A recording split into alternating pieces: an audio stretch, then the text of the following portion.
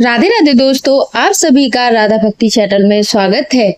आइए जानते हैं कि श्री कृष्ण भगवान ने सुदामा जी को अमीर कैसे बनाया। क्या आप लोगों ने कभी सोचा है कि एक निर्धन ब्राह्मण जिसके पास पहनने को पूरे कपड़े भी नहीं थे, वह बिना कुछ मांगे कैसे अमीर बन गया। कैसे एक मुट्ठी चावल, एक टूटी हुई झोपड़ी और सच्चा प्रेम भगवान को विवश कर देता है कि वे नियम तोड़कर भक्त के लिए दौड़ पड़े। यह कोई साधारण कहानी नहीं है, यह उस दिव्य मित्रता की कथा है जो आज भी समय को झकझोर देती है। श्री कृष्ण और सुदामा जी की वो अमर मित्रता जो सिखाती है भक्ति मांगने की नहीं, महसूस करने की चीज है।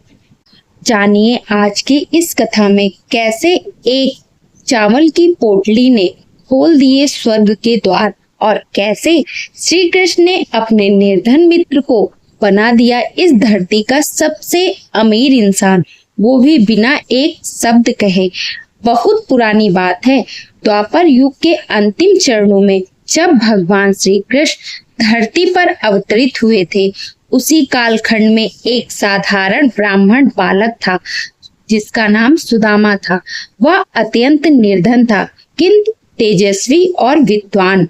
सुदामा और श्री कृष्ण की मित्रता की शुरुआत उस समय हुई जब दोनों संदीपनी मुनि के गुरुकुल में अध्ययन करने के लिए गए। कृष्ण यद्यपि यदुवंशी राजकुमार थे, लेकिन उनका व्यवहार अत्यंत सहज और विनम्र था। उन्होंने कभी सुदामा को उसकी निर्धनता के कारण तुच्छ नहीं समझा। दोनों मिलकर लकड़ियां काटते, जल भरते और आश्रम के अन्य कार्य करते। एक दिन गुरु ने उन्हें वन में लकड़ियां लाने भेजा। वर्षा के मौसम में अचानक भारी बारिश होने लगी। दोनों मित्र एक वृक्ष के नीचे शरण लेने लगे। भीगते हुए, थर-थर कांपते, सुदामा ने अपनी गीली धोती से चावल की पोटली निकाली और कृष्ण से कहा, कृष्ण भूख लगी है ना, ये ले। माँ ने चावल बांध कर दिए थे। कृष्ण ने मुस्कुराते हुए कहा, तूने मेरे लिए बचा कर रखा, तू सच्चा मित्र है। यह झड़ दोनों के हृदय में आजीवन अंकित हो गया। समय बीतता गया। कृष्ण द्वारिका के राजा बन गए और उनका राज वैभव, ऐश्वर्य और समृद्धि से भर गया। दूसरी ओर सुदामा का जीवन विपरीत दिशा में चल दिया। वह अत्यंत निर्धन हो गया। उसका परिवार भूख और तंगहाली में जी रहा था। फटे पुराने वस्त्र, टूटी हुई झोपड़ी और दिन भर का उपवास, यही उसकी दिनचर्या बन गई थी। सुदामा की पत्नी एक अत्यंत पतिव्रता और धैर्यशालिनी स्त्री दिन रात इस आशा में जीती थी कि एक दिन कोई चमत्कार जरूर होगा। एक दिन उसने सुदामा से कहा, स्वामी, आपने बताया था ना कि आप भगवान श्री कृष्ण के बचपन के सखा हैं। अब तो वह द्वारिका के राजा हैं।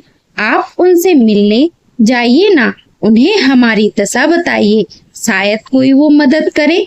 सुदामा ने उत्तर दिया, मैं उनसे कुछ मांग नहीं सकता। हमारी मित्रता लोक रहित थी, मैं सिर्फ मिलने जा सकता हूँ। पत्नी ने घर से चावल निकाला और एक पुराने साफ कपड़े में बांधकर पोटली बना दी। यह उनके लिए ले जाइए, उन्हें तो यह बहुत प्रिय है।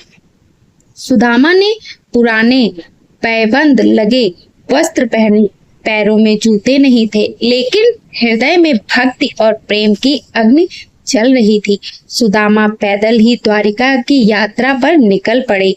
रास्ते में कई गांवों, जंगलों और नदियों को पार करते हुए वे अंततः उस स्वर्ण नगरी द्वारिका पहुंचे, जहां सब कुछ चमत्कारी था।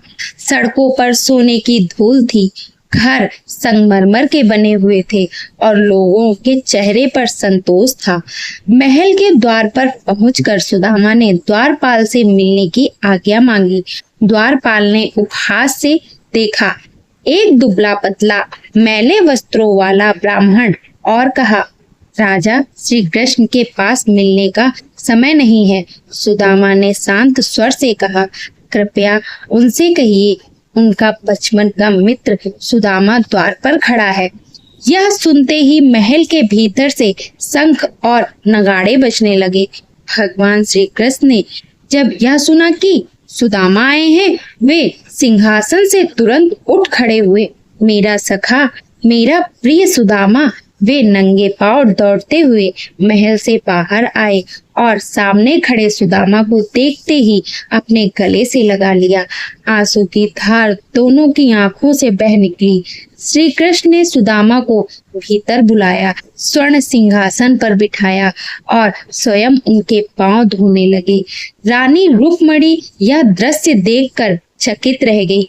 वे समझ नहीं पा रही थी कि कौन है यह व्यक्ति जिसके स्वागत में स्वयं भगवान श्री कृष्ण इतने व्याकुल हो उठे। कृष्ण ने रुक्मणी से कहा, यह सुदामा है, मेरा जीवन, मेरा मित्र, मेरा धर्म, इसके बिना मैं अधूरा हूँ।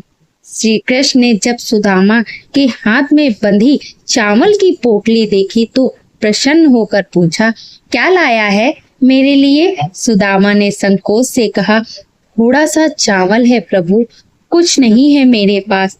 कृष्ण ने वह पोटली तुरंत ले ली और उस चावल को खाने लगे जैसे वह संसार का सबसे प्रिय भोजन हो। उन्होंने एक कौर खाया, फिर दूसरा।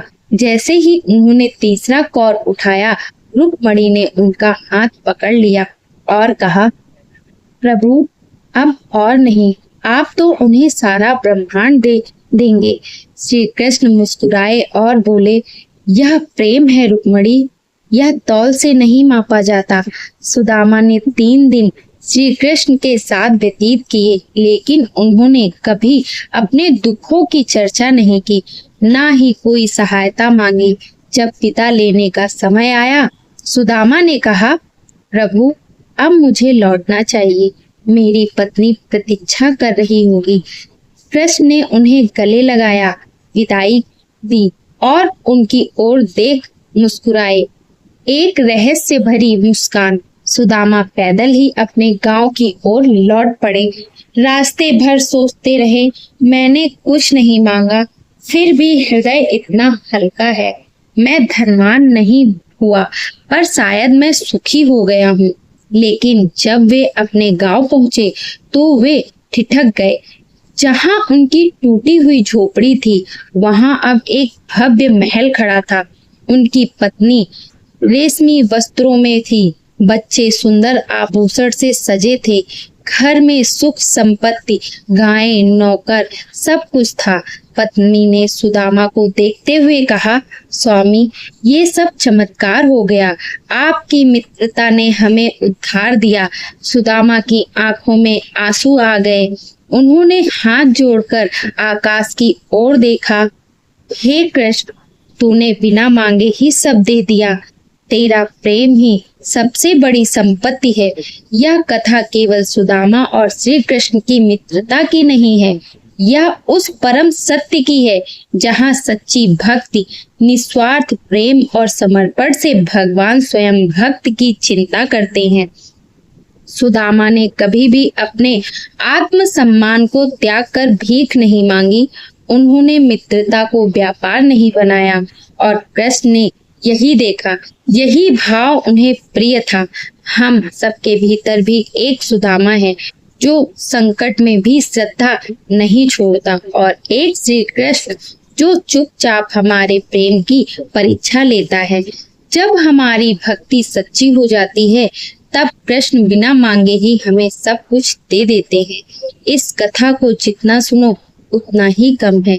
यह केवल एक प्रसंग नहीं, बल्कि एक जीवन सत्य है कि प्रेम, मित्रता और भक्ति यदि निष्कलंक हो तो भगवान भी नियमों को तोड़कर भक्त के पास दौड़े चले आते हैं।